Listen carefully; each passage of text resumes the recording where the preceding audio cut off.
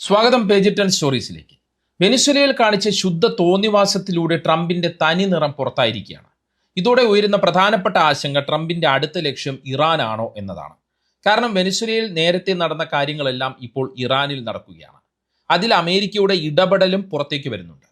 അതുകൊണ്ട് തന്നെയാണ് ഈ ഘട്ടത്തിൽ ആ ചോദ്യം ഉയരുന്നത്. മാത്രമല്ല, ഇറാനെ വീണ്ടും ആക്രമിക്കണം എന്ന ആവശ്യവുമായി നെതന്യാഹു അടുത്ത ദിവസങ്ങളിലാണ് ട്രംപിനെ കണ്ടത്. ഇറാനുമായി ബന്ധപ്പെട്ട വിഷയത്തിലേക്ക് വിശദമായി വരാം. അതിനു മുമ്പ് വെനിസ്വേലയിലെ കാര്യങ്ങൾ പരിശോധിക്കാം. വെനിസ്വേലയിലെ നീക്കത്തിലൂടെയുള്ള ട്രംപിന്റെ 3 ലാഭങ്ങൾ എന്തെന്നും നോക്കാം. ഒരു പരമാധികാര രാജ്യത്തിന്റെ പ്രസിഡന്റിനെയും ഭാര്യയെയും തട്ടിക്കൊണ്ടുപോകുക എന്ന അടുത്ത കാലത്ത് കേട്ടുകേൾവിയില്ലാത്ത നടപടിയാണ് ട്രംപിന്റെ നേതൃത്വത്തിലുള്ള അമേരിക്ക വെനിസ്വേലയിൽ ചെയ്തിരിക്കുന്നത്. എല്ലാം എണ്ണയ്ക്ക് വേണ്ടിയാണ്, അതിനുവേണ്ടി മാത്രമാണ്. സമാധാന നൊബേൽ സമ്മാനത്തിന് താനാണ് അർഹനെന്ന് പറഞ്ഞ് വീരവാദം അടിച്ച് നടന്ന ആളാണ് ട്രംപ് എന്നുള്ള കാര്യവും ഈ ഘട്ടത്തിൽ ഓർക്കണം. അതേ ട്രംപിൽ നിന്നാണ് ഇത്തരമൊരു പ്രവൃത്തി ഉണ്ടായിരിക്കുന്നത്. താനായിട്ട് ഒരു യുദ്ധവും തുടങ്ങില്ല എന്ന് പറഞ്ഞാണ് ട്രംപ് അധികാരത്തിൽ വന്നത്. ട്രംപ് ഈ രീതി തുടരുകയാണെങ്കിൽ തങ്ങൾക്ക് ഇഷ്ടമില്ലാത്ത ഏത് രാജ്യത്തിലേക്കും അമേരിക്കയ്ക്ക് ആയുധബലം ഉപയോഗിച്ച് കടന്നു കയറാൻ കഴിയുന്ന സ്ഥിതിയാണ് സംജാതമായിരിക്കുന്നത്. ലോക സമാധാനം തന്നെ പോകുന്ന സ്ഥിതിയാണ്. പ്രസിഡന്റിനെ തട്ടിക്കൊണ്ടു പോകും മുമ്പ് എങ്ങനെയാണ് വെനിസ്വേലയെ അമേരിക്ക കുഴപ്പത്തിലാക്കിയത്? അതാണ് ആദ്യം നോക്കേണ്ടത്. 4 നടപടികളിലൂടെയാണ് വെനിസ്വേലയിൽ അമേരിക്ക പ്രശ്നങ്ങൾ ഉണ്ടാക്കിയത്. വെനിസ്വേലയ്ക്ക് മേൽ പല രീതിയിലുള്ള ഉപരോധങ്ങൾ കൊണ്ട് അവരെ വീർപ്പുമുട്ടിക്കുക, ജനാധിപത്യത്തിലൂടെ അധികാരമേറ്റയാളെ അംഗീകരിക്കാതിരിക്കുക, അതായത് മദുറോയെ അംഗീകരിക്കാതിരിക്കുക, ഒപ്പം പ്രതിപക്ഷ പ്രതിഷേധത്തിന് ആളും അർത്ഥവും നൽകുക, അതായത് ഫണ്ട് നൽകുക, പിന്നീട് അവിടുത്തെ പ്രധാന വരുമാന മാർഗമായ എണ്ണ ടാങ്കറുകൾ പിടിച്ചെടുക്കുക. എന്നിട്ടും കീഴടങ്ങുന്നില്ല എന്ന് കണ്ടപ്പോൾ അതും ആ രാജ്യം വല്ലാത്ത ഒരു സ്ഥിതിയിൽ നിൽക്കുമ്പോൾ അവിടേക്ക് കടന്നു കയറുക. ഇതാണ് ട്രംപ് വെനിസ്വേലയിൽ ഇപ്പോൾ ചെയ്തിരിക്കുന്നത്. ലോക മയക്കുമരുന്നിൻ്റെ ഹബ്ബാണ് വെനിസ്വേല എന്ന് പറഞ്ഞുകൊണ്ടാണ് ട്രംപ് അവിടെ ആക്രമണം നടത്തിയിരിക്കുന്നത്. അല്ലെങ്കിൽ ആക്രമണത്തിന് നേരത്തെ തന്നെ കോപ്പ് കൂട്ടിയപ്പോൾ ട്രംപ് മുന്നോട്ട് വെച്ച വാദങ്ങൾ അതായിരുന്നു. പ്രസിഡന്റ് നിക്കോളാസ് മദുറോ ആണ് മയക്കുമരുന്ന് മാഫിയയുടെ തലവൻ എന്ന വിചിത്രവാദവും ട്രംപ് ഉയർത്തി.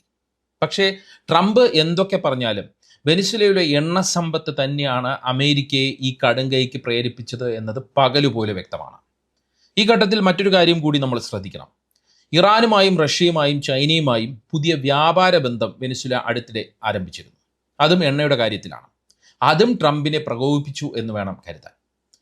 വെനിസ്വേലയെ കീഴടക്കുന്നതിലൂടെ അമേരിക്കയ്ക്കുള്ള 3 ലാഭങ്ങളാണ് പ്രധാനപ്പെട്ടത്. അതാണ് ഞാൻ നേരത്തെ സൂചിപ്പിച്ചത്.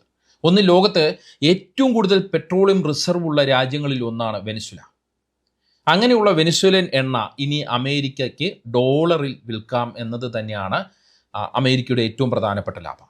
അതോടെ അമേരിക്കൻ ഡോളർ വീണ്ടും ശക്തി ആർജിക്കുമെന്ന് ട്രംപ് വിശ്വസിക്കുന്നു. 2, റഷ്യൻ എണ്ണ ഇല്ലാത്ത അവസ്ഥയിലും ലോക എണ്ണ വിപണിയെ അമേരിക്കയ്ക്ക് നിയന്ത്രിക്കാൻ കഴിയും. അതുകൊണ്ട് തന്നെ അമേരിക്ക വെനിസ്വേലയിൽ നടത്തിയിരിക്കുന്ന ഈ സൈനിക നടപടി റഷ്യയ്ക്കുള്ള മുന്നറിയിപ്പാണ്. മാത്രമല്ല, ഡോളർ ഒഴിവാക്കി വ്യാപാരം നടത്തുന്ന ഇന്ത്യ ഉൾപ്പെടെയുള്ള മറ്റ് രാജ്യങ്ങൾക്കുമുള്ള മുന്നറിയിപ്പാണ്. മൂന്നാമത്തെ കാര്യം, വെനിസ്വേലയെ തകർത്താൽ ചൈനയെ അമേരിക്കൻ ഭൂഖണ്ഡത്തിൽ നിന്ന് പൂർണ്ണമായും പുറത്താക്കാം. കാരണം വെനിസ്വേലയുമായി ചൈനയ്ക്ക് നല്ല ബന്ധമാണുള്ളത്. ഇങ്ങനെ റഷ്യയും ചൈനയും ദുർബലപ്പെടുത്തി കഴിഞ്ഞാൽ സ്വാഭാവികമായും ഇറാൻ ദുർബലമാകും. അപ്പോൾ ഇറാനെ അമേരിക്കയ്ക്കും ഇസ്രയേലിനും ഈസിയായി ലക്ഷ്യം വയ്ക്കാൻ പറ്റും. അതാണ് ട്രംപിൻ്റെ മനസ്സിലിരിപ്പ്. ഇനി ഇറാൻ്റെ കാര്യത്തിലേക്ക് വന്നാൽ, വെനിസ്വേലയിലും പ്രതിപക്ഷ പാർട്ടികളുടെ നേതൃത്വത്തിൽ വലിയ സമരങ്ങളും മറ്റും അരങ്ങേറിയിരുന്നു അടുത്ത കാലത്തായി. അതിനെ അവിടുത്തെ സർക്കാർ നേരിടുകയും ചെയ്തിരുന്നു. സമാന സാഹചര്യത്തിലൂടെയാണ് ഇപ്പോൾ ഇറാൻ കടന്നു പോകുന്നത്. ഇറാനിലെ 10 പട്ടണങ്ങളിൽ വിലക്കയറ്റത്തിനെതിരെയും സാമ്പത്തിക അസ്ഥിരതയ്ക്കെതിരെയും പ്രക്ഷോഭം നടക്കുന്നുണ്ട്. ഇറാനിയൻ കറൻസിയായ റിയാലിൻ്റെ മൂല്യം വൻതോതിൽ ഇടിഞ്ഞതും ഭക്ഷ്യസാധനങ്ങളുടെ വില കുതിച്ചുയർന്നതും പ്രതിഷേധത്തിന് ആക്കം കൂട്ടിയിരിക്കുന്ന ഒരു സാഹചര്യം കൂടി ഇറാനിലുണ്ട്. ഈ പ്രക്ഷോഭം അമേരിക്കൻ സ്പോൺസേഡ് ആണെന്നും ഇസ്രയേലിൻ്റെ മൊസാദ് ഇതിന് പിന്നിലുണ്ടെന്നും ശക്തമായ ആരോപണമുണ്ട്. മാത്രമല്ല, പ്രക്ഷോഭകരെ തൊട്ടാൽ അമേരിക്ക നോക്കിയിരിക്കില്ല എന്ന് ട്രംപ് ഭീഷണി മുഴക്കിയിട്ടുണ്ട്. ഒപ്പം പ്രക്ഷോഭകാരികൾ ആവശ്യപ്പെടുന്നത് അമേരിക്കയെ വലിയ തോതിൽ പിന്തുണച്ചിരുന്ന പഴയ പെഹ്ലവി രാജഭരണം തിരിച്ചു കൊണ്ടുവരണം എന്നാണ്. പ്രതിഷേധങ്ങളിൽ പങ്കുചേരുന്ന പഴയ തലമുറയിൽ ഉള്ളവരും ചില യുവാക്കളും 1979 ഇസ്ലാമിക വിപ്ലവത്തിന് മുമ്പ് ഇറാൻ ഭരിച്ചിരുന്ന ഷാ ഭരണകൂടം, അതായത് പെഹ്ലവി ഭരണകൂടം തിരിച്ചു വരണമെന്നുള്ള മുദ്രാവാക്യവും മുഴക്കുന്നുണ്ട്. അമേരിക്കയിൽ കുടിയേറിയിട്ടുള്ള ഷാ രാജവംശത്തിലെ റസ പെഹ്ലവി എന്ന മനുഷ്യൻ, അയാളെ അനുകൂലിച്ചും ചില മുദ്രാവാക്യങ്ങൾ മുഴക്കുന്നുണ്ട്. ഇതെല്ലാം ഇറാനിലെ പ്രക്ഷോഭത്തിലെ അമേരിക്കൻ ഇടപെടലിൻ്റെ കൃത്യമായ സൂചനയാണ്, അതല്ലെങ്കിൽ അതായിട്ട് നമുക്ക് കാണാവുന്നതാണ്. സത്യത്തിൽ ഇറാനെ സാമ്പത്തികമായി പ്രതിസന്ധിയിലാക്കിയത് എന്താണ്? അമേരിക്കയുടെയും യൂറോപ്യൻ യൂണിയൻ്റെയും എണ്ണ ഉപരോധങ്ങളാണ്. അതായത് ഈ നീക്കങ്ങളെല്ലാം കൊണ്ട് തന്നെ വെനിസ്വേലയ്ക്ക് പിന്നാലെ അമേരിക്കയുടെ ലക്ഷ്യം ഇറാനാണോ എന്ന് സംശയത്തക്ക രീതിയിലാണ് കാര്യങ്ങൾ നീങ്ങുന്നത്. അടുത്ത ദിവസങ്ങളിൽ ട്രംപ് നടത്തിയ ചില പ്രസ്താവനകളും ഈ ഒരു നീക്കത്തിൻ്റെ സൂചന നൽകുന്നു. ഒരു ഭീഷണിയുടെ സ്വരം അതിലുണ്ട്. നേരിട്ട് യുദ്ധം പ്രഖ്യാപിക്കാതെ ഇറാനിലേക്ക് അമേരിക്കയോ ഇസ്രയേലോ കടന്നു കയറാനുള്ള സാധ്യതയും തള്ളിക്കളയാൻ പറ്റാത്ത സ്ഥിതിയാണ് വെനിസ്വേലയിൽ നടന്ന സംഭവങ്ങളുടെ ഒരു പശ്ചാത്തലത്തിൽ. പ്രത്യേകിച്ചും ട്രംപും നെതന്യാഹുവും കൂടിക്കാഴ്ച നടത്തിയ ഒരു സാഹചര്യം കൂടി നമ്മുടെ മുന്നിലുണ്ട്. ചൈന, റഷ്യ, ഇറാൻ ചേരി ശക്തി പ്രാപിച്ചു വരുന്നതും ഇവർ ഡോളർ ഒഴിവാക്കി വ്യാപാരം നടത്തുന്നതും ട്രംപിനെ വല്ലാതെ പ്രകോപിപ്പിച്ചിട്ടുണ്ട്. അതുകൊണ്ട് തന്നെയാണ് രണ്ടും ഘട്ട നീക്കം ട്രംപ് നേരിട്ടോ ട്രംപിൻ്റെ ആശീർവാദത്തോടെ നെതന്യാഹുവോ ഇറാനെതിരെ നടത്തുമെന്ന് സംശയിക്കുന്ന രീതിയിലേക്ക് കാര്യങ്ങൾ പോകുന്നത്. എന്തായാലും ലോകം അമ്പരപ്പോടു കൂടിയും ആശങ്കയോടു കൂടിയുമാണ് അമേരിക്കയുടെ വെനിസ്വേലയിലെ നടപടിയെ നോക്കിക്കണ്ടത്.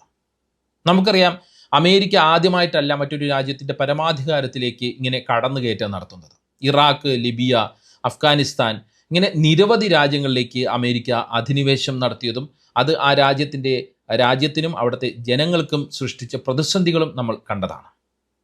അതിലെ അവസാനത്തെ പേരായി മാറുകയാണ് വെനിസ്വേല എന്നാണ് പറയാനുള്ളത്. പക്ഷേ വെനിസ്വേലയിൽ മറ്റെവിടെയും ഇല്ലാത്ത തരത്തിലുള്ള അസാധാരണ നീക്കമാണ് അമേരിക്ക നടത്തിയത് എന്നതാണ് ഗൗരവതരം. ഒരുപാട് നാളായി അമേരിക്ക വെനിസ്വേലയ്ക്കെതിരെ ഈ മുറവിളി തുടങ്ങിയിട്ട്, പ്രത്യേകിച്ചും മദുറോയ്ക്കെതിരായ നീക്കം തുടങ്ങിയിട്ട്. ഞാൻ നേരത്തെ സൂചിപ്പിച്ചതുപോലെ വെനിസ്വേല ലോകത്തിൻ്റെ തന്നെ മയക്കുമരുന്ന് ഹബ്ബായി മാറുന്നു എന്നതാണ് ട്രംപിൻ്റെ പ്രധാന ആരോപണം.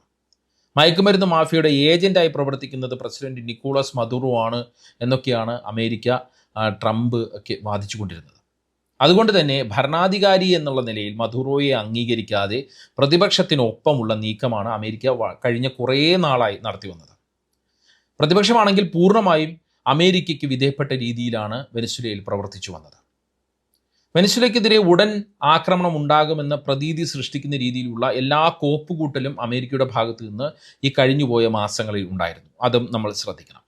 വെനിസ്വേലയിലും തീരത്തും കരീബിയൻ കടലിലും വലിയ വലിയ അമേരിക്കൻ യുദ്ധക്കപ്പലുകൾ നങ്കൂരമിട്ടിരുന്നു. മാത്രമല്ല, ട്രംപ് നിരവധി തവണ ഭീഷണി മുഴക്കിയിരുന്നു.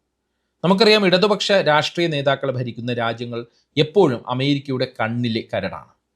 ട്രംപ് അധികാരത്തിലെത്തിയതോടെ അതിൻ്റെ കാഠിന്യം കൂടി. 2024 നിക്കോളാസ് മദുറോ വീണ്ടും പ്രസിഡന്റായി തിരഞ്ഞെടുക്കപ്പെട്ടത് അമേരിക്കയ്ക്ക്, പ്രത്യേകിച്ച് ട്രംപിന് സഹിക്കാവുന്നതിലും അപ്പുറമായിരുന്നു. അത് 3ാം തവണയാണ് മദുറോ അധികാരത്തിൽ വരുന്നത്. ട്രംപ് വിചാരിച്ചിരുന്നത് ഇത്തവണ സമാധാനത്തിനുള്ള നൊബേൽ പുരസ്കാരം കിട്ടിയ മരിയോ മച്ചോഡോ, വെനിസ്വേലയിലെ പ്രതിപക്ഷ നേതാവാണ്, അവർ അധികാരത്തിൽ വരുമെന്നായിരുന്നു ട്രംപ് വിചാരിച്ചിരുന്നത്. അതിനുവേണ്ടിയുള്ള പല കരുനീക്കങ്ങളും അമേരിക്ക ആ രാജ്യത്ത് നടത്തിയിരുന്നു. പക്ഷേ അധികാരത്തിൽ വന്നത് മദുറോ ആയിരുന്നു.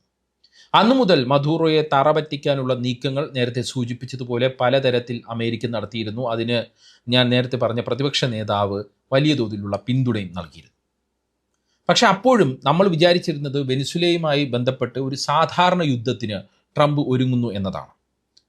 പക്ഷേ ആ വിലയിരുത്തലുകളെല്ലാം തറ പറ്റിക്കുന്ന രീതിയിലുള്ള ഒരിക്കലും പ്രതീക്ഷിക്കാത്ത നീക്കമാണ് ട്രംപ് ഭരണകൂടം വെനിസ്വേലയിൽ നടത്തിയിരിക്കുന്നത്. ഒരു പരമാധികാരമുള്ള രാജ്യത്ത് കടന്നു കയറുക മാത്രമല്ല അമേരിക്ക ചെയ്തത്, ആ രാജ്യത്തിൻ്റെ പ്രസിഡന്റിനെയും ഭാര്യയും തട്ടിക്കൊണ്ടുപോവുക എന്ന ലോക ചരിത്രത്തിൽ തന്നെ വളരെ അപൂർവമായ കാര്യമാണ് അമേരിക്ക ചെയ്തത്. ചൈനയും ഇറാനും റഷ്യയും ശക്തമായ ഭാഷയിലാണ് വെനിസ്വേലയിൽ അമേരിക്ക നടത്തിയ തെമ്മാടിത്തരത്തിനോട് പ്രതികരിക്കുന്നത്. 3 രാജ്യങ്ങളോട് മദുറോ അമേരിക്കയ്ക്കെതിരായ നീക്കത്തിൽ സഹായം അഭ്യർത്ഥിച്ചിരുന്നു. ചൈനീസ് പ്രത്യേക പ്രതിനിധികൾ നിക്കോളാസ് മദുറോയെ കണ്ടതിന് തൊട്ടു പിന്നാലെയാണ് അമേരിക്ക അദ്ദേഹത്തെ പിടിച്ചുകൊണ്ടുപോയത് എന്നതും ഗൗരവം വർദ്ധിപ്പിക്കുന്നു. പരമാധികാരത്തിന്മേലുള്ള കടന്നുകയറ്റം എന്നാണ് 3 രാജ്യങ്ങളും അമേരിക്കൻ നടപടിയെ വിമർശിച്ചത്. സായുധ ആക്രമണമാണ് നടന്നതെന്ന് റഷ്യ പ്രതികരിച്ചു. ഈ വിഷയത്തിൽ അടിയന്തരമായി UN സുരക്ഷാ സമിതി വിളിച്ചു ചേർക്കണമെന്നും റഷ്യ ആവശ്യപ്പെട്ടിട്ടുണ്ട്. ട്രംപിന്റെ നീക്കത്തെ മറ്റ് ലോകരാജ്യങ്ങളും വളരെ ഗൗരവത്തോടെയാണ് നോക്കിക്കാണുന്നത്. ബ്രിട്ടൻ തങ്ങൾ ഈ സംഭവം അറിഞ്ഞിട്ടില്ല, തങ്ങളുടെ പങ്കോടുകൂടിയല്ല ഈ സംഭവം ഉണ്ടായത് എന്നാണ് പ്രതികരിച്ചത്. മറ്റൊരു സംഘർഷ സാഹചര്യത്തിലേക്ക് ലോകം പോകുമോ എന്നാണ് എല്ലാവരുടെയും ആശങ്ക. അമേരിക്കയുടെ നീക്കത്തിനെതിരെ റഷ്യയോ ചൈനയോ ഇറാനോ സൈനിക നീക്കങ്ങളുമായി രംഗത്ത് വരുമോ എന്നതും ശ്രദ്ധേയമാണ്. ഇറാനെതിരെയുള്ള അമേരിക്കയുടെ നീക്കങ്ങളെ റഷ്യയും ചൈനയും മുന്നിൽ കാണുന്നുമുണ്ട്. മാത്രമല്ല, വെനിസ്വേലയിൽ ജനങ്ങൾ ഇതിനോട് അടുത്ത ദിവസങ്ങളിൽ എങ്ങനെ പ്രതികരിക്കും എന്നതും നോക്കിക്കാണണം.